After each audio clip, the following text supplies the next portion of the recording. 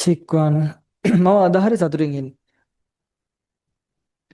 නෑ වැලන්ටයින් නිසා නේ මට ඕකේ සතුටක් නෑ.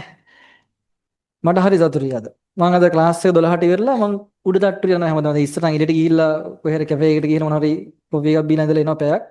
දැන් මම මේකේ උඩ තට්ටුවට ගිහිල්ලා ඒ පැය ඉන්නවා. මේ පැය ඉන්නකොට මේ අද වහිනවා. අද වහිනකොට සාමාන්‍ය මට වහිනකොට සාමාන්‍ය මගේ අතීත දේවල් හැමදේම මතක් වෙනවා. නෑ නෑ උඹලා හිතන දේවල් නෙමෙයි. වහිනකොට මට මතක් වෙන්නේ මගේ දේවල්. ඒ කියන්නේ මම පොඩි කාලේ ඔයාලගේ වයසේ හිටපු හැටි මට උඹලවත් මතක් වෙනවා. එතකොට ඔයාලගේ වයසේදී මං හිටපු හැටි මතක් වෙනවා.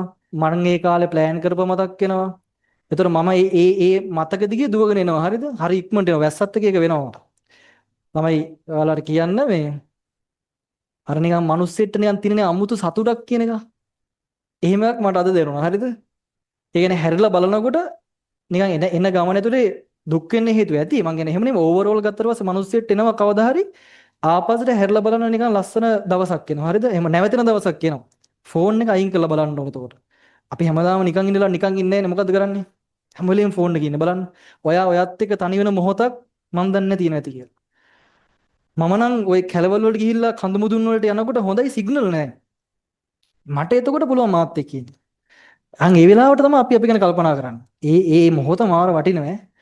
ඒකෙන් තමයි මිනිස්සෙක් මගේ නම් මාර දේවල් හැදුනේ ඒ පොයින්ට් එක. නැත්තම් මම මෙහි ඉන්නකොට නෑ. මගේ කිසි ඉනෝවේෂන් එකක් නෑ. මම බැටරි බහිනවා විතරයි.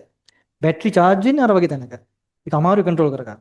මට අතන ඉන්නකොට දැන් අද මේ මට හරිම සතුටක් ආවා. මට මාර සතුටුයි. හරිද?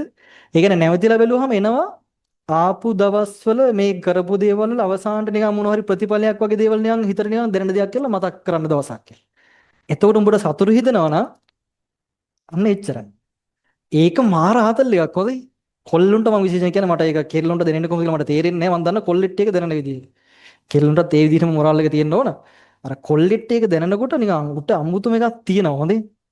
මොකද කොල්ලෙට වගකීමක් වැඩිනේ. ගැන තරහ එන්නවා. දැන් ඉන්න කෙල්ලොත් ඒ වගේම තමයි. මං කියන්නේ අන්න ඒ දවස එනකොට ඔයාට තියෙන්න ඕන මොකද්ද? අර නිකන් තමන් ගැන නිකන් ආඩම්බර වෙන්න පුළුවන් විදිහක්. ඒක තියාගන්න ඈ. අපි හිටියේ හෙන්නම මෙව්වගේ අපිට බලන්නවත් හැදෙන්නවත් මෙලෝදියක් තිබ්බේ නෑ. උඹලට එහෙම නෙමෙයි. උඹලට මාර දේවල් ගොඩක් තියෙනවා. මම හැමදාම කියන්නේ ඒකයි. උඹලා අපේ මට්ටමත් එක්ක ඉන්නකොට අපේ වයසත් එක්ක උඹලා මාර ලෙවල් මට නම් උඹලා මාරම මං කැමති උඹලට. ඒ කියන්නේ උඹලා මාරම තැනක ඉන්නවා. ඒ කියන්නේ උඹලට ගොඩ යන්න තියෙන chance එක මෙහෙම කරන්න පුළුවන්. මෙච්චරනේ කරන්න තියෙන්නේ. දැන් වෙන දේවල් කරන්න නෑ. මොනවද කරන්න තියෙන්නේ? එකම දේ. එකම දේ මේක. තේරෙනවද? මෙච්චරයි කරන්න තියෙන්නේ බං.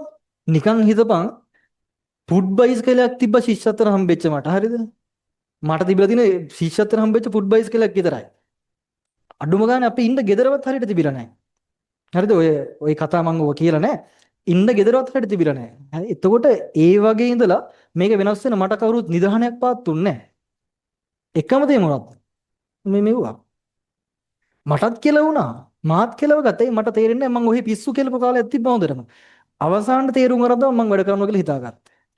වෙනස් වුණා වෙනස් විල්ලක් ආන්ගේ දවස කොහේ හරි අල්ල ගන්න. වාගේ ඔය වැඩ කරන් යන දවසක වැඩ කරන කම්මැලිනේ හිතෙන්නේ නැහැ. එහෙම හිතෙන්නේ නැහැ. ලේසියට හිතෙන්නේ නැහැ.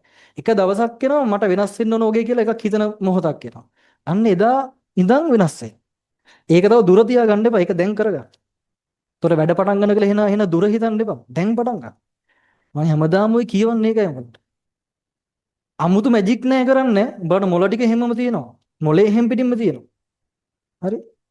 වැඩ කිරීම පමණයි තියෙන්නේ. එකම එක ගානකින් ජීවිතය වෙනස් වෙනවා ඈ. ඒක විශ්වාස කරන්න. තනියෙන් වැඩ කරන්න කියන්නේ ඒකයි මම හැමදාම. මං ඒ ලෙවල් වල වැඩ කරේ තනියෙන්. මට ක්ලාස් වල ඉන්න බෑ.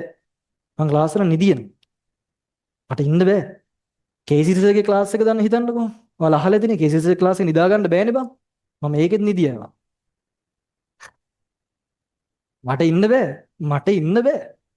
ඉතින් මම වැඩ කරේ වරායේ දැන් සාමාන්‍යයෙන් පෝට් එකේ SLP එකේ අර හෙන ලොකු මේ ලොක්කෙක් ඉන්නවා. එයාගේ ලෙක්චර් එකක් තිබ්බ දවසක අපි වරායේ වැඩ කරන දවසක කොහොම හරි මේ ඉස්සරහා මීටින් එක මේ හෙන්න බෝඩ් මීටින් එකක් මම ඉස්සරහා ඉන්නේ.